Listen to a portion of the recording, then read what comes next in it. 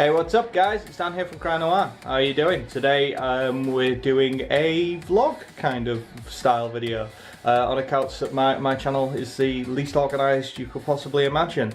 I mean, I currently have sort of tutorials, I have sort of artwork videos, I also have let's plays, and I also have like my game making journey videos as well. So it's just, I just thought, well, I've not got a vlog on there. There's only one other kind of thing that I'm short of. Okay, so we can see that, like, you know, Kellogg's has sent me their latest product. I'm really excited about this. It's fruit and fiber. This is the 750 gram variation. This is a slightly bigger one. It does come in a 250 and I believe a 500 gram, but this is the big one. As you can see, the front cover's a really good design. You got grapes, you got nuts, you got Wheatie Flakes, you got a good spoon and some milk. So I think we're just gonna get right in there and get this unboxed. So I'm really excited. I don't know about you guys, but oh yeah, they've gone with the standard packaging. I mean, it's good, solid card there, a good seal down one side. As we open this up, you can see you got all of your product in there, and it's a good solid bag that keeps it nice and tight and nice and fresh. See if there's any extras in there. No, well, that's a markdown. When we opened up the Sugar Puffs, they did come with trading cards, but unfortunately this is more of a premium product, more aimed towards, like, you know, the higher end, the adults in there, so they just want a quality product. It's a quality box. I don't know what else to say about this. So today we'll be vlogging about going retro collecting. As you can see, I've got a bit of a collection back there. Basically, my mate's coming over from Whitby, my best mate Rob, so I'm going to try and vlog the whole journey, as it were. We're going to be going over to Harrogate to go to Retro Give. Insert clip here. And we'll also be going to York as well to go to Sore Thumbs. So anyway, should be a good laugh. So yeah, let's crack on. Oh, fuck. Gone to Ascot? Yeah, she's off to Ascot for 2 days. Oh, go see the Pikeys race horses. No, that's Aintree.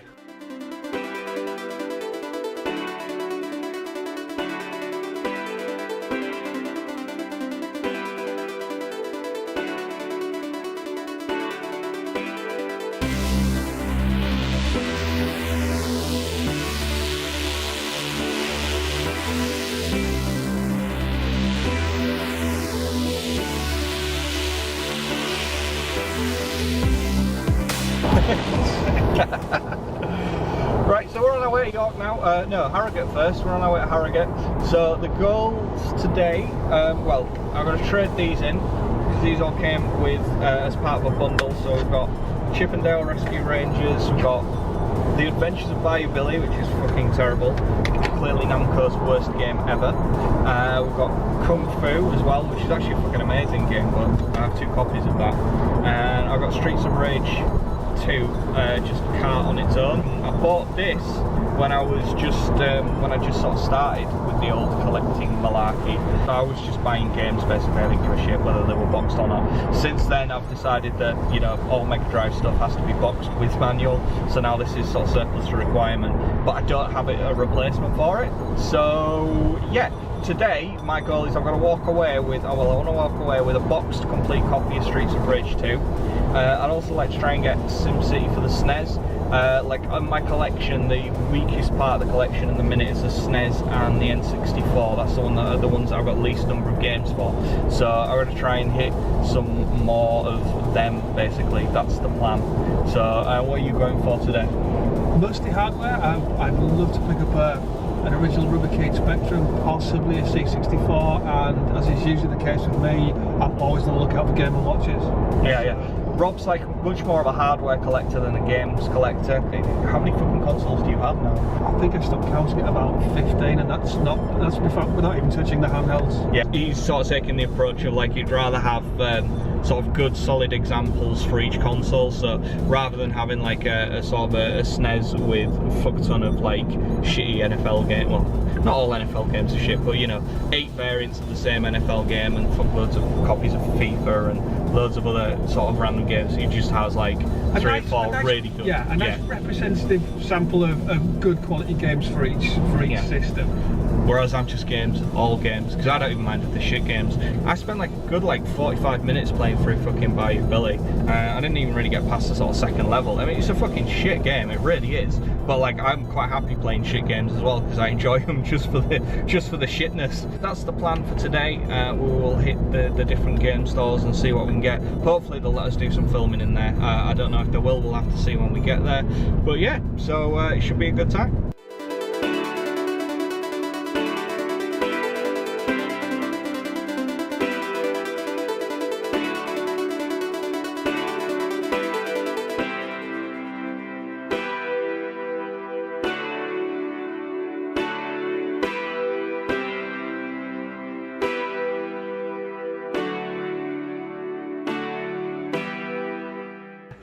We've arrived in Harrogate now. We just parked sort of slightly on the outskirts, about 5 minutes from town.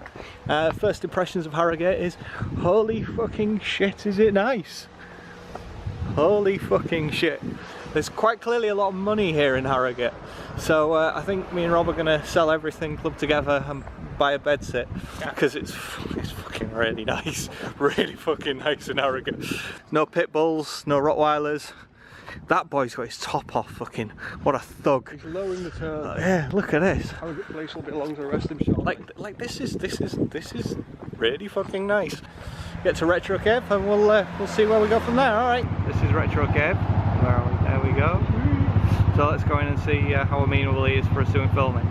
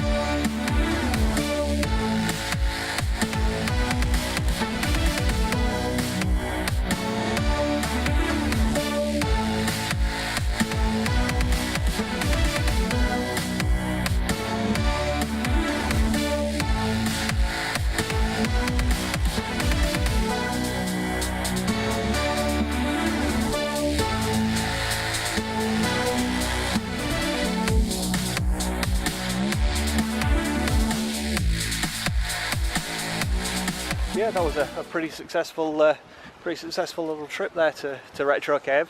The guy in there is really cool, really nice guy. So we ended up standing and chatting to him for a good sort of 20 minutes, half an hour. Picked up some bits and Rob got some bits there. Could have spent an awful lot more money and time in there, but got to press on, go get some lunch. So we're just having a nice walk through a particularly nice park. But yeah, today we're just going to keep going to the money bits out. Fucking Harrogate, man, it's a place to be, fucking hell.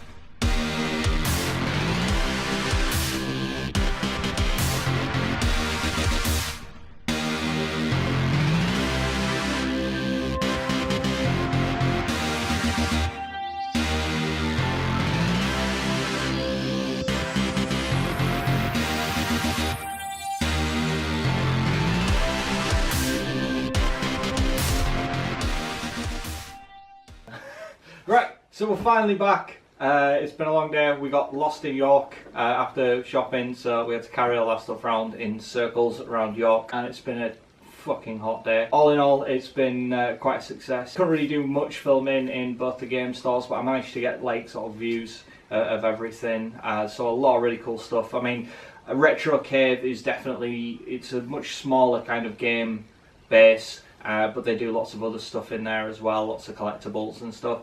And then obviously Sawthumbs is much more of a sort of a focus thing, just purely and simply on gaming. But it's a really cool shop, and we got like a lot of good stuff. So we'll just go through the haul of what we got today. Item 1 is a really clean Safe Buster Game & Watch to add to the Game & Watch pile. So like you've got a full collection of Game & Watches now, haven't you? Far like, from it, but well, I'm working on one. Yeah, so I'm working on one. You've got like But what, about 15 or this will be 21, I think. 21 Game & Watches. Give or take. So yeah, so he's going for the full collection once he's got a new mortgage sorted and everything like that. That'll be fine, he'll be okay at the full. But you sold my firstborn child. Yeah, you priced it up, didn't you? For a full collection was what, how much? Boxed in mint condition, you could easily spend 15,000 plus. 15, but that, I'm going for loose in reasonable condition, so you know, a small mortgage will you probably should be able to do that.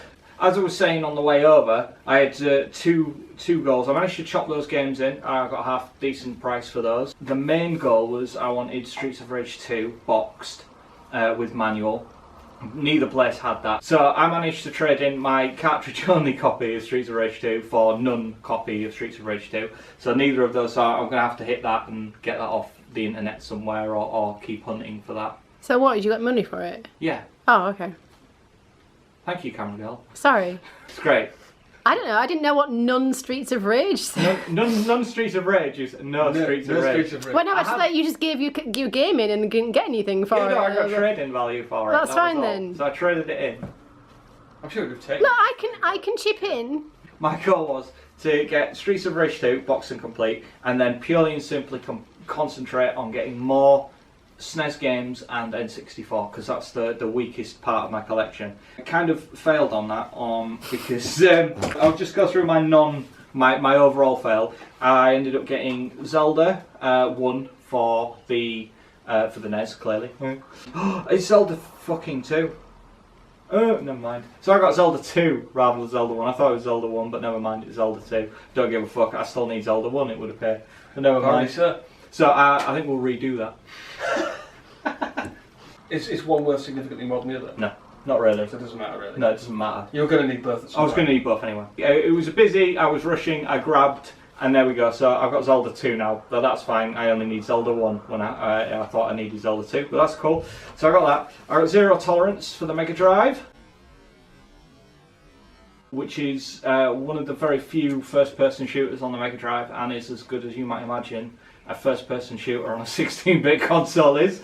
It was their answer to Doom, and they did a really, really good job of letterboxing it so that the only part that was actually first-person shooter was a thumbnail, and then the rest was all border. So, but yeah, it's actually supposed to be quite a cool game, so I'm looking forward to that one. And I got Die Hard Trilogy.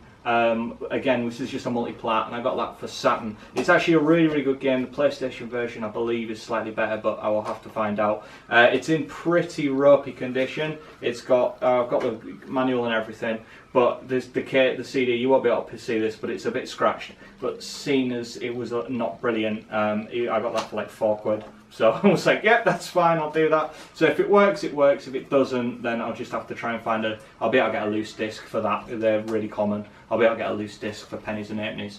So that's my failage section. You didn't actually come away with much in actual items, did you? No, what you did come away with was quite. Yes, I was suckered in by one main item. Really. Right. The Star Prize, which was what Rob picked up with, which I'm a little bit jealous about. But anyway. So go on, over. I'm a huge Timothy Dalton fan, so I got a box with Timothy Dalton on it. That also happens to have a Spectrum Plus 2 in it. Timothy Dalton. Oh my god. Living the lights. So that's Timothy Dalton. We have to say he was the best Bond. Just see what the commenters will say. He was a legitimately good Bond. It was a damn sight better than fucking. I would say he was better than Roger Moore. But anyway, Who came better than Roger He Moore. was That's fucking- setting the bar very high. No. But it's complete with the light gun. Yeah, light gun, fully boxed, all the gear and everything. The original manuals, original power supply. You were looking for like a rubber key one, weren't you? Yeah, in an ideal world, yes, a rubber key 48 would have been the one. But then, I mean, it's in such nice condition, and I actually spent more time with a +2 as a kid than the 48. So I mean, everyone I knew had the +2. It was only my brother had the original rubber keyed one, but they were really common with that. And the rubber keyed one is the iconic. It is the iconic Spectrum. And I don't know where I'm going to put it yet. I've got to have to rearrange the entire room to try and find somewhere to. When you get it in, we'll have to come and do some filming in your game room so we can all see what because he's actually got a legitimate room of gaming rather than just a corner. He hasn't even agreed to it. I've just told him that's what's going to happen. So okay. What games? That's the same thing that happens with me as well, Rob. Yeah, it's. Don't talk about our sex life on film. Speaking of our sex life, Timothy Dalton's also my favourite Bond.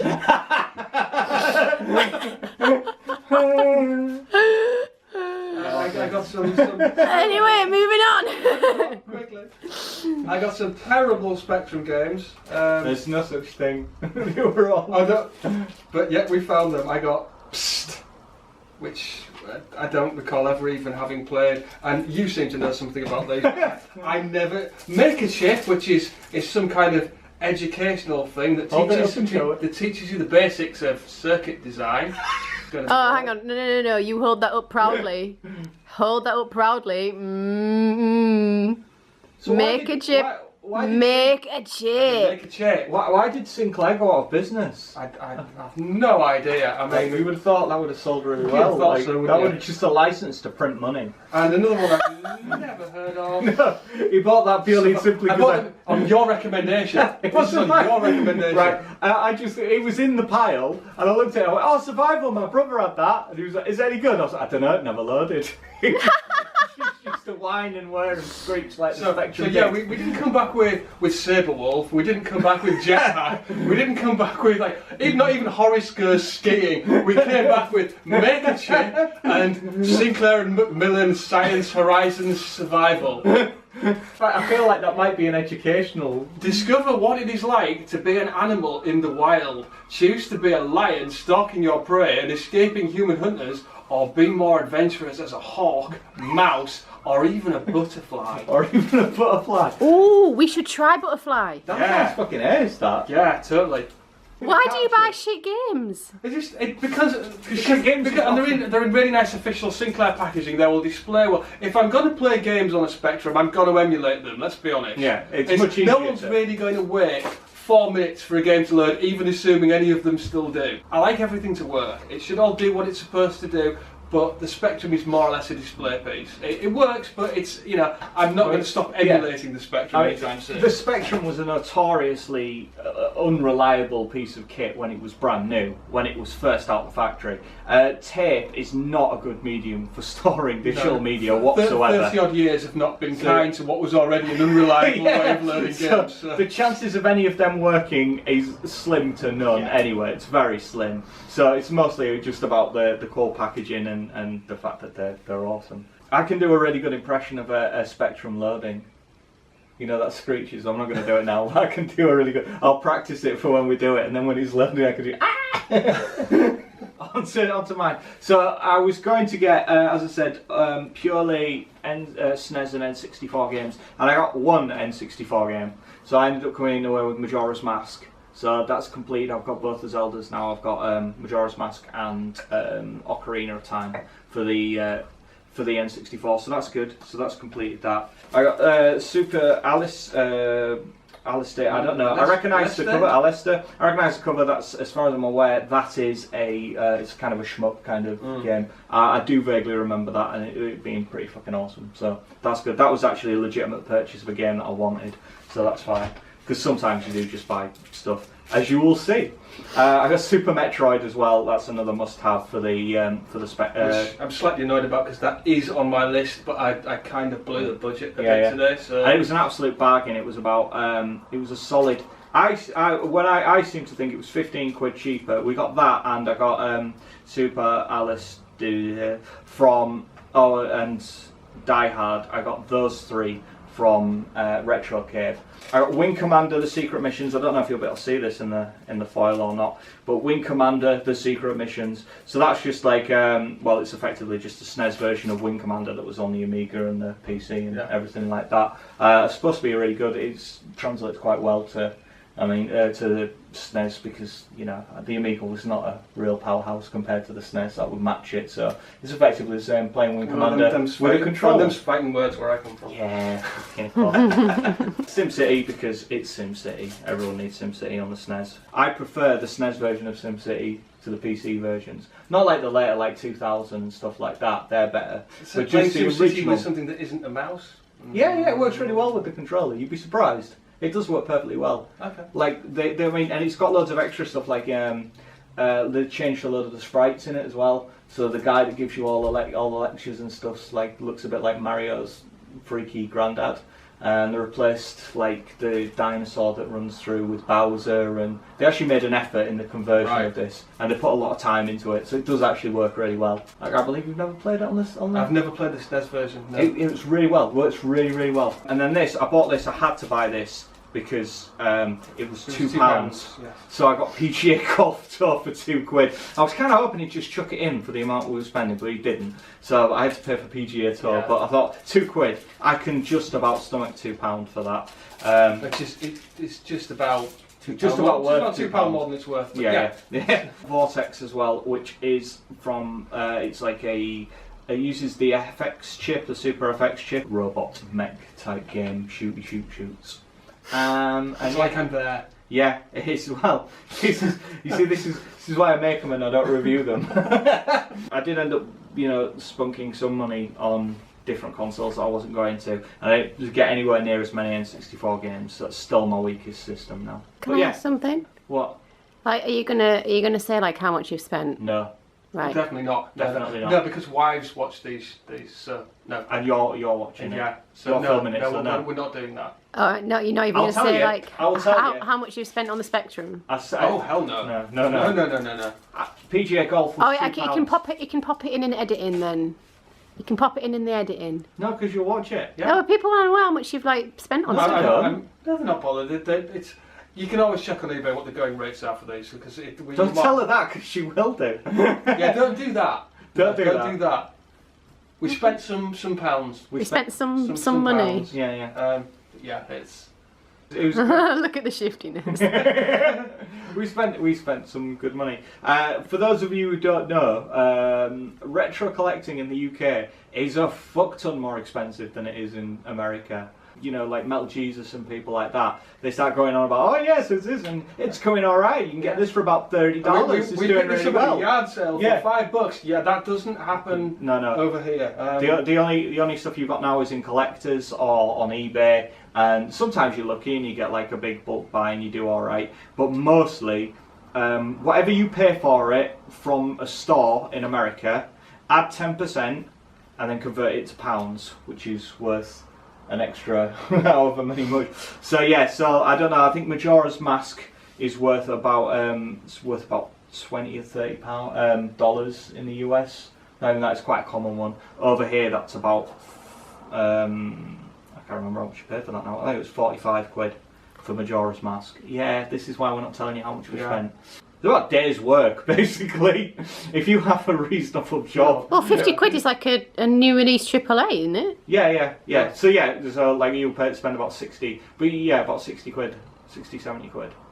Jesus. $60, $70, sorry, or whatever. So yeah, it's about the same price as a AAA title. But in a way, this is a bargain. I mean, like Super Metroid, when that was originally released, would have been, probably a £50 to £60 game at release? And that's in 19... That was in 96, I think. 92? 92. Fucking hell. So, even allowing for inflation, they're still cheaper than they were new. Yes. Henceforth, a bargain. Bargain. And they're only going to get more valuable, but I'm never selling them. Oh, that's good math. That's really good math. Man maths. That's retro game geek math. Yes, it is.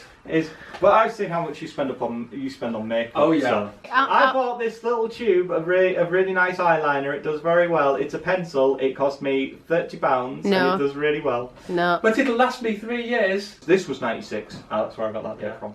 So this is 96. This is already 20 years old. Yeah. And it will last for another 20 years at least. So that's 40 years. That's like, you know, £1 a year. I think you know, trying to make out that like I spend 30 quid on eyeliner is not. That's not true. It's my show. It will be. Okay. When it's edited, it will be. So yeah, all in all, a really good haul. Really good haul. Yeah. Happy days. So Rob got things. I got things. Some enemies became friends. Some friends became enemies. We all grew as people. We all grew as people. We all went on a journey, and we're back now. Better people, poorer people. Poorer, a but bit sweatier. Better, yeah, but all in all, better for the experience. The world's a better place. We're better people. The world's a better place. Thank you for watching, my children. Good night.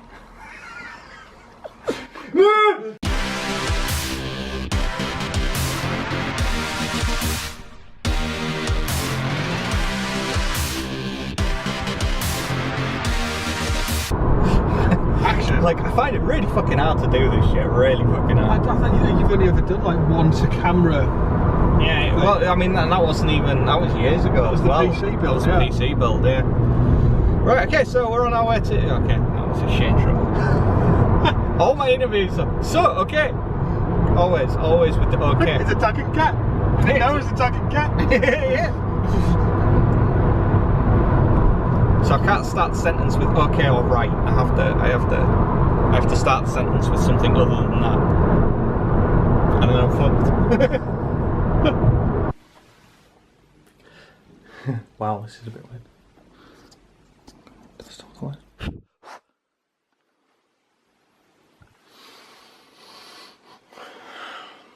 Approach. You know, as soon as my channel is take 5. Yeah, let's crack to it. And for the first time today, empty fucking roads. Hashtag third world country. And you're beautiful. And there it is for scale. It's about the size of a medium-sized cat.